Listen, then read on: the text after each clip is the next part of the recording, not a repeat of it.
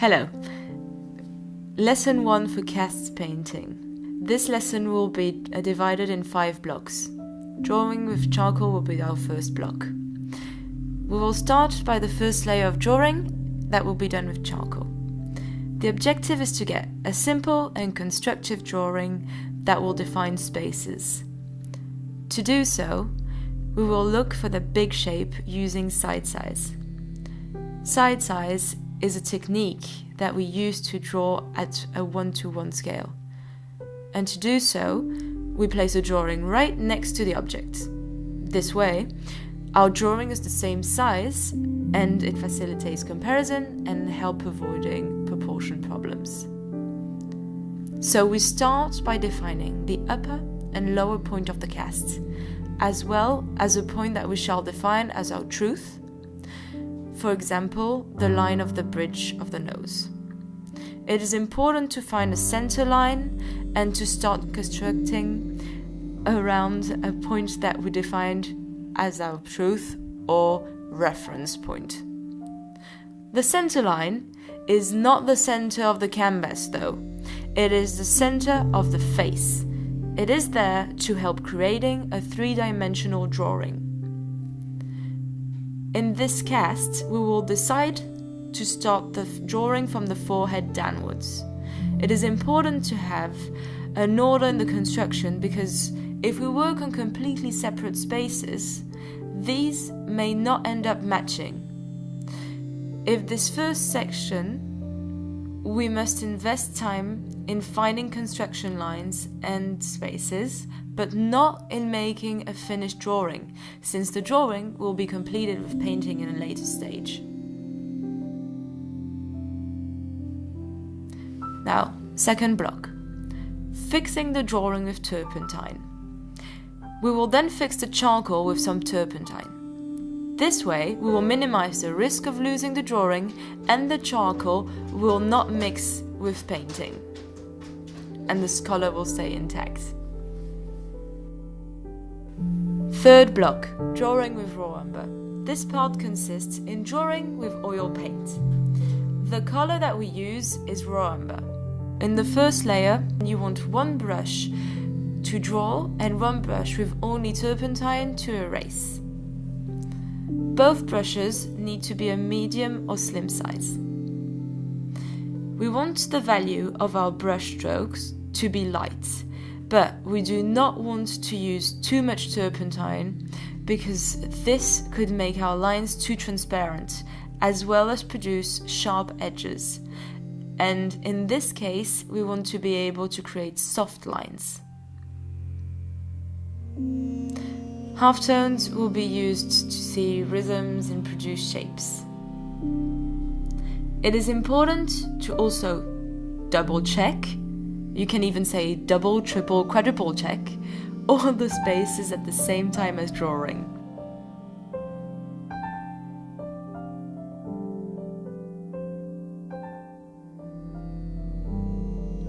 So, a fourth block, mixing colors.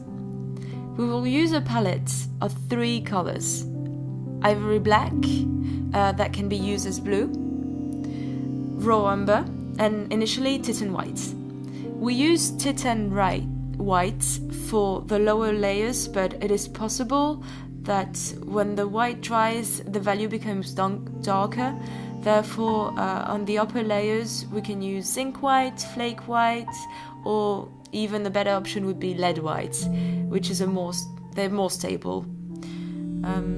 Zinc white, sometimes it's been heard that it becomes more yellow, but that really is a choice of the artists. Therefore, black and white are the cold colors, and we will use raw umber, which is a warmer than our black and our white, to avoid having an extremely cold painting. We could also have chosen to use another warm color, such as transparent oxide red, for instance, but in this case we will use raw umber. In the mixing, we organize our palette, so this is very important to have a very organized palette, from the darkest to the lightest value. The first mix we look for and that we will use as a comparison to all the other mixes that come after, is our darkest dark. So here, our darkest dark is a warm black, which means it has some black mixed with raw umber. This is the only mix in our palette that will not have white in this exercise, obviously. Then we prepare the background, which will be colder than the darkest dark, and we'll have the same value as our shadow spaces. Although we may want our shadow spaces to be slightly warmer than the background to make an aesthetic, like a good aesthetic effect. Then we look for our halftones and general lights and highlights. So our halftone. We want to find two possible halftones. One lighter and one slightly darker.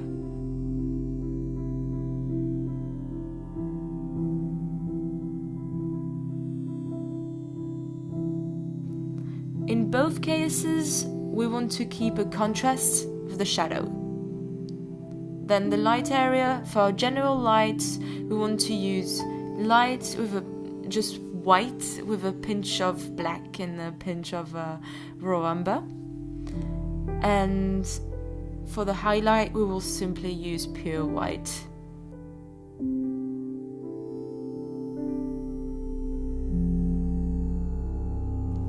So our fifth block. The first layer will be painted with turpentine or gansen.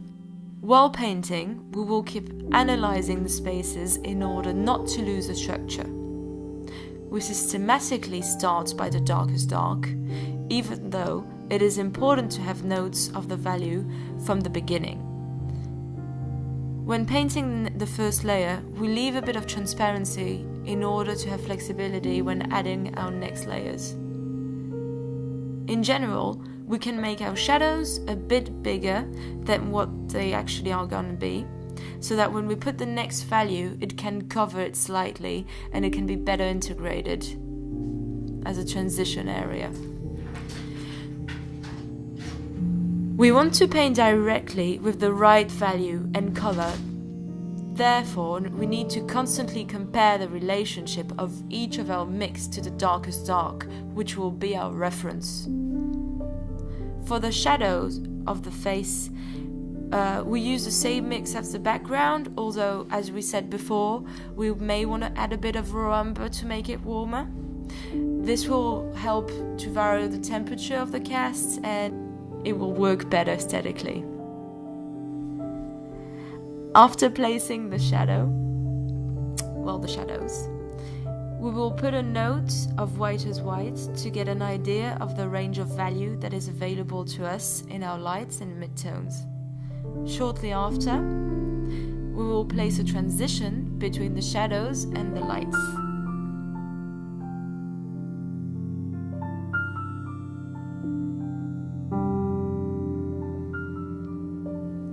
Then, in this case, starting with the bottom, we will start putting the color into the midtones and the light areas. The idea is to have organized values that have a coherent relationship to each other, while being connected with edges that help to describe the form. This is all for today. We hope you've enjoyed the tutorial and see you in the next video.